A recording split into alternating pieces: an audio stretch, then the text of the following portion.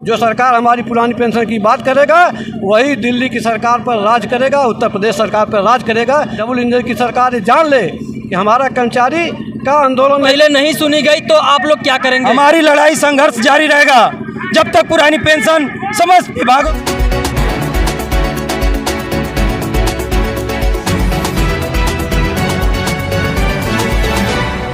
अभी रैली पहुंच चुकी है डीएम ऑफिस पे। यहाँ पे एडीएम द्वारा ज्ञापन ले लिया गया है और उचित कार्रवाई करने का निर्देश दिया गया है। आइए कुछ मऊ जनपद से आए हुए हैं, उनसे कुछ पूछते हैं, कुछ जाना जाता है कि उतने दूर से चलकर आखिरकार किस उद्देश्य से आए हुए हैं। आपका परिचय? मेरा नाम मनोज कुमार यादव, सफाई कर्मचारी संघ जनपद मऊ से मैं आया हूँ। आपका उद्देश्य क्या है यहाँ पे आने का? यहाँ पे उद्देश्य है, यहाँ पेंशन शंखनाद रैली का आयोजन किया गया था जिसमें हम लोग सहभागिता लिए हैं इसमें, और सरकार को बताना चाहते हैं कि हम लोग की पुरानी पेंशन बहाल किया जाए और सभी कर्मचारियों को खुशहाल किया जाए। तो आप लोगों ने ज्ञापन दे दिया?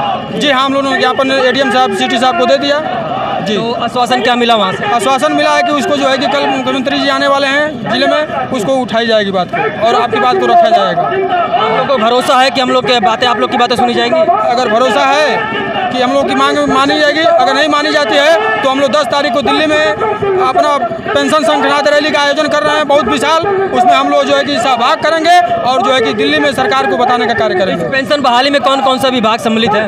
इस पेंशन बहाली में जो है कि पीडब्ल्यूडी, शिक्षा विभाग, सफाई कर्मचारी विभाग, बहुत से विभाग है, लोक निर्माण विभाग है। इस पेंशन बहाली आप कब से पीड़ित हैं?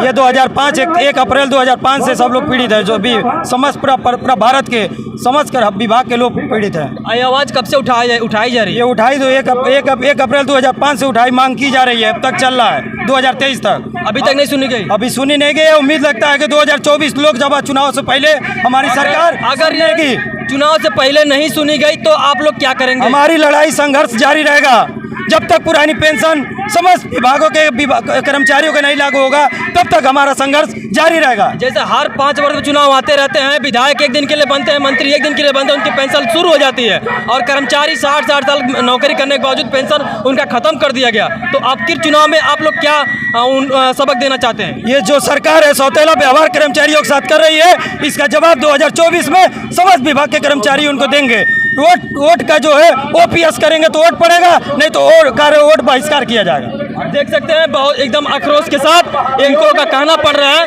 अगर हमारा ओपीएस नहीं फाइनल हुआ तो हम लोग वोट की चोट से इस सरकार को जवाब देंगे। जी सर। आपका परिचय सर? यूपीसी संयोजक, उत्तर प्रदेश पुरानी संघर्ष मोर्चा, प्रदेश अध्यक्ष, मिनिस्ट्रियल एसोसिएशन, पंचायती राज विभाग। आप कहाँ से आए हुए हैं? हम लखनऊ से आए हुए हैं। किस उद्देश्य से आए हैं? इसी पुरानी पेंशन का हम संयोजक हैं, इसलिए मतलब अपने कर्मचारियों को बुलाए हैं कि पुरानी पेंशन की लड़ाई को हम लोग आर पार की लड़ाई लड़ें। और ये जन जागरण गोरखपुर से हुआ है, बरेली हुआ, बनारस हुआ, जौनपुर, शाहजहांपुर, मुरादाबाद। अगला हमारा 10 दिसंबर को दिल्ली में होगा और जिसमें हम लोग तय करेंगे, वहाँ पे तय होगा। अगर वहाँ से नहीं होता तो हम लोग पूरा सरकार को ओपीएस पे, सरकार अगर ओपीएस नहीं बहाल करती है तो हम लोग वोट फॉर ओपीएस करेंगे पूरे प्रदेश में राज कर्मचारी मिलकर। हम तब तक उनको नहीं चुनेंगे कि जब तक हमारी पुरानी पेंशन बहाल न हो। जो सरकार हमारी पुरानी पेंशन की बात करेगा वही दिल्ली की सरकार पर राज करेगा, उत्तर प्रदेश सरकार पर राज करेगा। और डबल इंजन की सरकार ये जान ले कि हमारा कर्मचारी का आंदोलन नहीं है, जन जागरण, आम जन का आंदोलन बनाने के लिए हम लोग उतरे हैं। लखनऊ से लेकर दिल्ली तक पहुंचेंगे। अच्छा, एक सवाल आपसे हम करना चाहते हैं, इस जो पेंशन हो रही है, पेंशन का असली हकदार कौन है देश में? असली हकदार जो 30 साल 32 साल की सेवा करता है, सरकार की सरकारी योजनाओं को आम जनता तक पहुंचाने का कार्यकर्ता वो होता है, न कि एक दिन हमारे जनता के द्वारा चुना हुआ जनता की सरकार का विधायक, एमपी, सांसद, मंत्री, प्रधानमंत्री, मुख्यमंत्री नहीं होते हैं इसके हकदार। उनको तो इतनी सरकार सुविधा दी है कि उनको पेंशन की ज़रूरत नहीं है। सांसद निधि, विधायक निधि और उनके वेतन भत्ते तमाम चीज़ें हैं। और एक दिन में आते हैं तो एक पेंशन, दूसरे दिन विधायक के बाद मंत्री बनते, मंत्री पेंशन, मुख्यमंत्री बनते, मुख्यमंत्री पेंशन, पार्षद बनते, पार्षद, 4 पेंशन एक आदमी लेता है। लोकतंत्र एक ऐसा लोकतंत्र है, एक देश में 2 संविधान नहीं चलेगा, नहीं चलेगा। तो आप देख सकते हैं। आपका परिचय सर? मैं महाविद्यालय शिक्षणेतर कर्मचारी से जिलाध्यक्ष गोरखपुर हूँ और आज पेंशन शंखनाद रैली में हम लोगों के सहयोगी संगठन के रूप में हम लोग इसमें प्रतिभाग कर रहे हैं। काफ़ी संख्या में 38 महाविद्यालयों के शिक्षणेतर कर्मचारी और 38 विभागों के ही कर्मचारी इसमें सम्मिलित होकर इस प्रतिभाग कर रहे हैं और माननीय मुख्यमंत्री जी और माननीय प्रधानमंत्री जी को पेंशन बहाल करने हैं तो हम लोग ज्ञापन देने यहाँ पर जिलाधिकारी कार्यालय आए हैं। तो जिला अधिकारी कार्यालय पर आप लोगों ने ज्ञापन सौंप दिए? हाँ, जिलाधिकारी कार्यालय पर एडीएम सिटी के हम लोग ज्ञापन सौंपे हैं और एडीएम सिटी के माध्यम से ही प्रधानमंत्री मुख्यमंत्री जी को ज्ञापन जाएगा। तो आप ये पेंशन बहाली, जो पेंशन की लड़ाई लड़ी जा रही है, ये लड़ाई कब से लड़ी जा रही है? अब तक न्याय क्यों नहीं मिला? ये लड़ाई जब से पेंशन बंद हुई है 2005 मई से ही हम लोग लड़ाई लड़ रहे हैं। धीरे धीरे इसमें गति आ रही है और अब आम चुनाव होने वाले हैं लोकसभा के। निश्चित तौर पे इसमें सरकार को पेंशन बहाल करनी ही पड़ेगी, क्योंकि एक राज्य में, एक देश में दो व्यवस्थाएं नहीं चल सकती हैं। एक तरफ राजनेता और एक तरफ कर्मचारी, जो कर्मचारी विभागों में ड्यूटी करते हैं उनको पेंशन नहीं प्राप्त होते हैं, और राजनेता जो एक दिन प्रधानमंत्री और मुख्यमंत्री के निर्वाचित जनसेवा द्वारा होता है वो पेंशन प्राप्त करता है। तो ये व्यवस्था नहीं चल पाएगी, ये व्यवस्था गलत है। चलिए ठीक है, आइए फिर उनसे भी आपका परिचय सही।